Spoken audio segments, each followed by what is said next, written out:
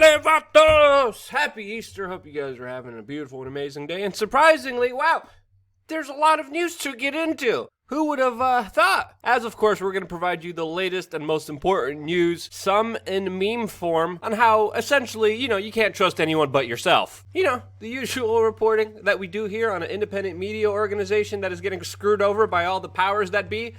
Yeah, us. But hey, at least we still have t-shirts. So, if you have your survival supplies, a big bag of rice and beans and storable food, and maybe even starting a garden, and hey, you got some extra funds to go around, check out our t-shirt store. We just got new t-shirts like this with nothing but the facts, like this one, reminding everyone that Bill Gates is not a medical doctor. Or our very appropriately timed hats that, are asking everyone to please make Orwell fiction again. And if you don't know who Orwell is, we can't help you. Please just go to the next YouTube video. I'm serious. Just leave. Just go to the trending page of YouTube. Find the worst corporate propaganda filled with product placement, social engineering, distraction from reality, psychological warfare video that you could find, and just click on that bad boy and just forget about us, please. So yeah, we definitely have a very interesting, fast-moving, and still kind of crazy situation on our hands that a lot of people don't know how to deal with, but there are some important caveats that do need to be understood right now, and one of the biggest ones is that a lot of the projections, even with social distancing implemented in them, have been very wrong. Now, is this because of new medication, individual actions? Well, again, we don't know, but the good news that we're getting is that as of right now, the number of people impacted by this is a lot lower than expected. To the point where a lot of the medical professional and nurses are literally making TikTok dancing videos right now, pretending to revive themselves.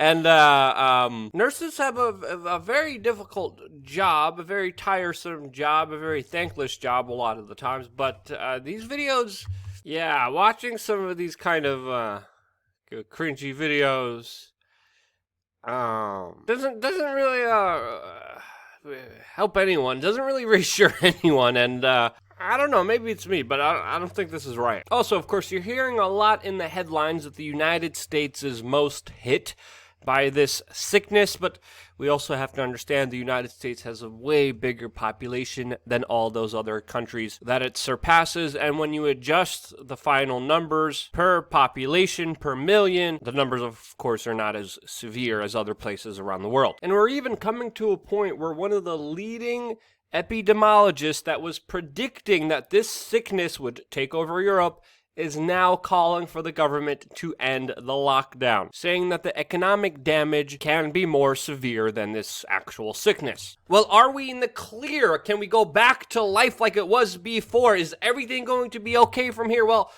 you're going to have to check out the video I did a couple days ago titled, "Is This Almost Over?" to get the full answer for that, because there's a lot of other implications that are worth considering, and there can't be just a clear answer of yes and no from here. But I think one thing that is clear is that a lot of the government action throughout this entire situation definitely didn't help. And they are still actively making the situation worse, of course, exploiting this crisis in order to grab more power over you. And what's happening right now is absolutely ridiculous, as of course measures are being implemented that actually absolutely have no effect on the current crisis, but are still used and implemented to punish the people of this country, as if government is just trying to see what they could get away with. Now, it's important to note here that this has been mainly done on a state-by-state level, and that federally, Donald Trump and the executive office have had a back-off kind of approach during this entire situation, and that a lot of these draconian measures have been implemented by local state government. Now, again, I'm saying this as an individual who's also been telling you to take this situation seriously and to be respectful of other people's space. I'll tell you why at the end of this video specifically about that. But seeing situations like in Kentucky where police officers shut down, issue fines, and even threaten arrest for people attending church services in their car. Again, if you're in your car, the chances of you spreading this sickness is extremely low to non-existent from all the data that I've seen. But yet still officers still decided to do whatever they thought was right, not lawful, and commit this egregious action that has been happening all throughout the country. People in nature who are out there by themselves, respecting the supposed social distancing, are having officers who are likely exposed to this with no protective gear come up to them in very close contact, put handcuffs on them, put them in the back of a car, and sometimes in some cases even throw them in jail cells filled with other individuals. Again, being in nature with your family, away from everyone else, social distancing, and having law enforcement violate social distancing is just the epitome of idiocracy. And of course, it gets worse from here, as of course many of these idiots implement laws that they themselves are not following as they sign the law for that specific quote law, including this photo coming from a local news station with government officials $1,000 fine for ignoring social distancing, from not staying away at least 6 feet away from each other as they're all huddled together signing this specific law. Now again, should we take this seriously? Should we respect the space of others, especially the elderly or the immune compromised, and respect them by being courteous, by being aware of the situation and giving them space? Yes. Is this the way to do it? No. It's absolutely ridiculous, and it's only going to get more ridiculous from here, as of course, whatever rights the government takes away from you, you could bet your bottom dollar they will not be giving back anytime soon. And just like CIA NSA whistleblower Edward Snowden says, as emergencies laws proliferate, we sacrifice our rights. And we should be skeptical of that, as well as other individuals and institutions that are here, quote, to help you. Including also, of course, the World Health Organization, which now YouTube mandates and promotes here under every video surrounding this particular topic to spread their falsehoods and propaganda that have been incorrect, that made this situation worse. Again, the same World Health Organization that told you there's no human-to-human transmission, that tells you still to this day not to wear masks, that told you that travel bans were, quote, racist. Yeah, that World Health Organization run by a communist government bureaucrat that covered up previous pandemics in his country while being accused of human rights violations. And yeah, this is also the same organization determining what channels get censored or demonetized on the platform. And again, somehow we're told to have faith in this organization. And the Japanese Prime Minister, by the way, just recently called the World Health Organization, called it the China Health Organization, as of course there's been a lot of scrutiny with China's handling of this entire situation, which there should be. And honestly, there should be scrutiny all around, whether the Chinese government or the US government, the warnings that they had, the information that they had, the secrecy that of course made this worse, the disinformation and lies, a lot of it to cover up their incompetency, as of course many politicians sold off their stock, deserves to be called out. But again, as I was talking about before, one of the reasons to take this seriously, this entire situation that we're in, is because there's still a lot of unknowns and a big possibility that what we're dealing with here is a bioweapon. You factor that in, as well as the fact that many people are getting this sickness again after having it before. There's also the news today that we're getting that the United States government actually financed this level 4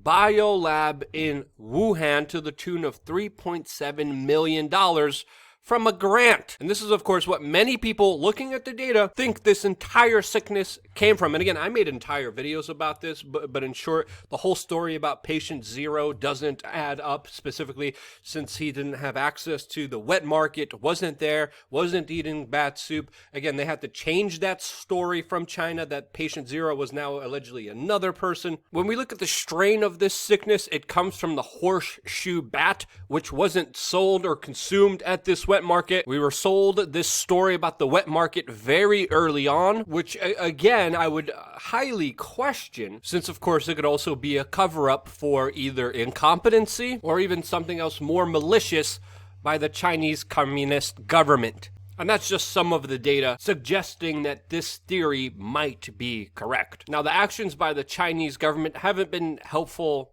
at all, especially their latest action with their deletion of online research surrounding this sickness, their hoarding of medical supplies that has been happening already for weeks, and also the medical supplies that they provide to other countries that are just either faulty, contaminated with the sickness itself, and absolutely don't work. And again, a lot of this is happening because the world is dependent on China for a lot of its medicine and medical supplies, since of course it's cheaper to be produced there because of slave labor that was enacted there by David Rockefeller and Henry Kissinger with the opening up of, I could digress into so many different issues right now, but I won't. Let's stay on topic here. But we have to remember here that the Chinese state, even last year, through its government-controlled media organizations, called for a people's war against the United States, as of course there was a trade war between these two countries. There is no love lost between these two countries. There is a Thucydides trap, and there is reason to keep an eye on these relations deteriorating, since of course they raise the possibility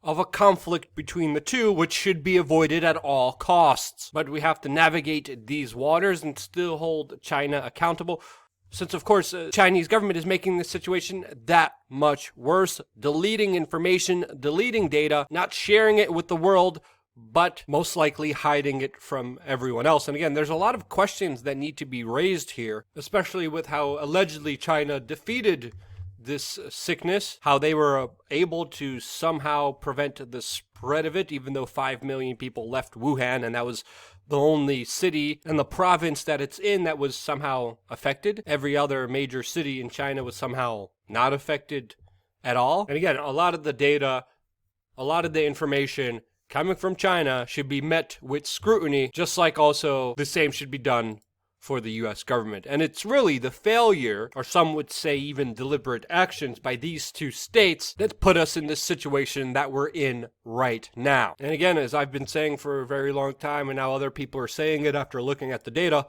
a lot of this could have been prevented. What's going to happen next? No one really knows. I'd rather be safer than sorry. We've been able to help a lot of our viewers get prepared, help them get food supply all the way back in early February. I'm now telling people to grow a garden because, again, after looking at this very closely, keeping an eye on it since early January, the one constant, the one truth here is that you can only rely on yourself and no one else. Also, growing a garden is really fun. There's some data suggesting that it actually has a good effect on your gut biome and mental health. It's actually going to save you money in the long run. You could do it in many ways. You could window farm. You could farm on public land. And it's actually one of the most radical things that you could do, provide for yourself. Radical self-reliance is something I've been promoting and will keep promoting since it's the only safeguard between you and the state.